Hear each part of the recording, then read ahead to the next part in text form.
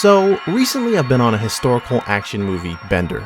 I have no clue why. Maybe it was because of the Last Samurai video I recently made, but like a rabid pregnancy craving, the incessant urge to see war and drama set in the ancient and not so ancient world overtook me. And so I started rewatching a ton of films. The King, Kingdom of Heaven, Dunkirk, Braveheart, Gladiator.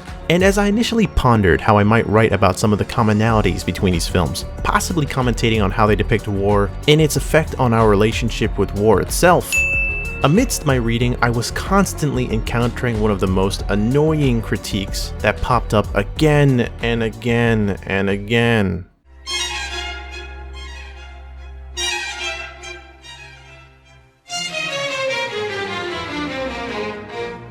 The notion of historical accuracy is seemingly always the first weapon drawn when criticizing historical fiction of any medium. A critique I've long found irritating at best and mind-numbingly tone-deaf at worst. So today I wanted to clear the air and provide a few reasons why I think the way that we colloquially use the term historical accuracy is bullshit. Firstly, our conception of history is a lot more obscure than most people think. If I were to ask you what history is, I'm sure many of you might answer something along the lines of, history is the record of the past. We all understand there's been some tampering, winners write the history books, but that we still have a high level of confidence in that collectively, we've attained a solid understanding of the overarching course of the events of the past.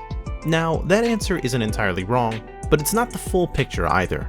Too often do people simply treat the accounts of whatever was written in their high school textbooks as immutable facts, without any need for further critical analysis.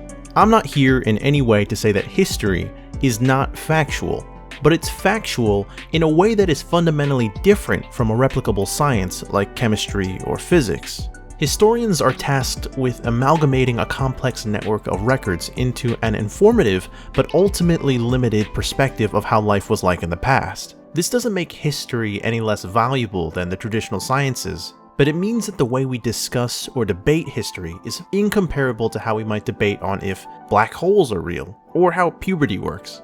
Historical facts exist in a range where there is room for multiple interpretations. This is one of the main reasons why the way the phrase historical accuracy is often wielded is troublesome.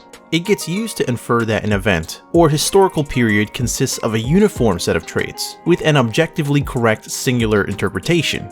This is not only an extremely narrow, factual perspective of history, but an artistically limited one as well. And at the end of the day, that's what we're talking about: art. A perfect emulation of history is neither the goal nor a possibility. Even in non-fiction works, with first-hand film footage of certain events as shown in documentaries or other works, there's still a subjective narrative being portrayed. We see this every day. It's a lack of understanding for the contextualization of information that's the real problem with the historical accuracy mob. The historical accuracy mob, or the hams, as I will now refer to them, are a sort of subspecies of the well-actually personality that you can find plaguing almost any community with their endless pedantic observations. The plumbing at Hogwarts makes no sense. That's not how a lightspeed engine will work. Why didn't the Eagles fly Frodo to Mount Doom? And while poking holes in stories like this is often done in good fun and is just a part of being a fan of any intellectual property, the complaints take on a different political and emotional tone when they're leveled unironically towards the genre of historical fiction, as opposed to sci-fi or fantasy.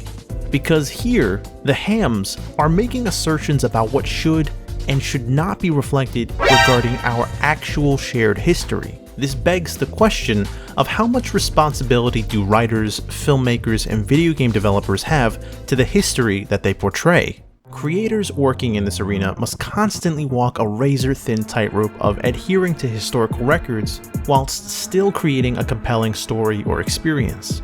While these two concepts are not intrinsically linked, whereupon one must be sacrificed for the other, these objectives have often found themselves at odds. Take for example Ridley Scott's 2005 epic, Kingdom of Heaven, portraying the hero's journey of Balian, a blacksmith turned knight during the fall of Jerusalem in 1187. Nary should you find a film more crucified for its anachronistic themes and historical deviations. I put no stock in religion. a film that was overtly exercising as a metaphor for America's Middle Eastern entanglements at the time. Hams of every type cast their stones at this film with impunity. Cambridge historian Jonathan Riley Smith called it Osama bin Laden's version of history, and Michael Haig, author and Templar historian, was quoted in his review of the film saying, "Scott revises history wholesale, or rather makes it up. There is nothing that bears much relation to historical fact." Now, these men are authorities, not only in the field of history, but the specific period in which this film is based, so it is easily understood why they're sensitive to any digressions from the factual norms they've steeped themselves in. Their gripes are based in a legitimate critique on the film's ability to compel an effective suspension of disbelief for themselves.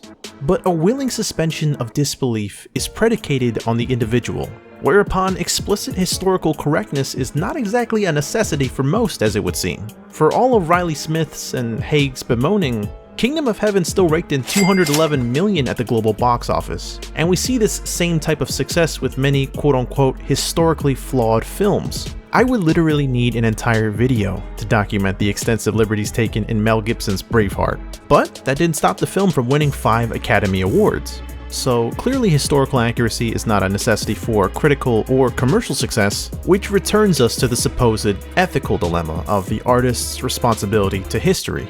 To discuss this, let's take a look at another example. From the 2018 film The Favorite, a movie that portrays the life of Queen Anne, her confidant Lady Sarah, and a servant girl named Abigail, director Yorgos Lanthimos, I have no idea if I said that right, admitted that much of the film's plot was indeed fictitious. At this admission, Simon Jenkins of The Guardian wrote an article debating on how in this era of misinformation, fake news, and media skepticism, that historical films with blatant disregard for historical integrity get rewarded, saying, "What is a history student to make of that?" Well, what indeed? What I can only assume Mr. Jenkins is suggesting is that filmmakers and artists alike must don the responsibility of actual historians whenever creating historical fiction. And that's fucking stupid. Pardon my bluntness, but my humble suggestion to those students that Jenkins mentions is to, I don't know, go to a library and conduct some actual historical research instead of worrying about the depiction of history in a film that doesn't even purport to be a documentary. Chastising artistic works for their historical inaccuracies instead of their artistic intent is what boggles my mind the most about all of this. And what would be the suggested alternative? Legal limits on a film's ability to portray history? Because as it turns out, attempts have been made in some countries to enforce such treatments of history. The Indian Central Board of Film Certification, lovely name, considered screening films with a historical element to selected historians and letting them censor them accordingly. Now, I don't know about you, but besides the egregious imposition on freedoms of speech and expression, as well as being an expensive, time-consuming, and generally patronizing process, I'm 99% sure I would not derive any new, meaningful sense of connection to history just because it was proofread for authenticity by a factory of government historians. And so, if we don't have clear rules on what is acceptable in historical fictionalization, and we don't want governments setting up bureaucracies to enforce them, we are back at where we started, which honestly is not so bad a place. For the people who are despairing that historical films contribute to misinformation, I would like you to divert that energy towards your respective education system. The study of humanities, including history, needs to be reinforced, not only because of their intrinsic value, but because they teach the process of critical thinking, which is what truly helps the individual discern between fiction, satire, misinformation, and propaganda. Historical films, books, and video games are not harmful diversions, but are helpful magnets, continually stimulating public interest with history. In all of this, I don't exercise artists of all responsibility when creating historical work. They too must think critically and expect and accept criticisms. But the incessant insistence for stories to adhere to the strictest of historical baselines is nonsense. It's not practical, it's not possible, and it's not fun.